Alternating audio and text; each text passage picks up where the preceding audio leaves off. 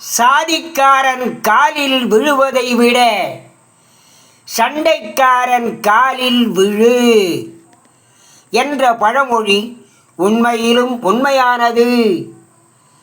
ஒரு சாதிக்காரன் அதே சாதிக்காரன் தனது காலில் விழுந்தாலும் அவனது காலில் விழுந்த அவனது சாதிக்காரனை அரவணைத்து வாழ வைக்க மாட்டான், அழிக்கவே முற்படுவான். ஆதலால் அவனே தன்னோடு எப்போதும் சண்டையே போட்டுக்கொண்டு இருக்கும் அயல் சாதிக்காரனது காலில் விழுந்தால் அவன் மீது இரக்கப்படுவான். அதற்கு முன்பு நடந்த கசப்பான மோதலையெல்லாம் மறந்து விடுவான்.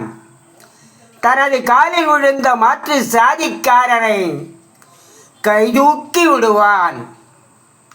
இது அனுபவ உண்மை.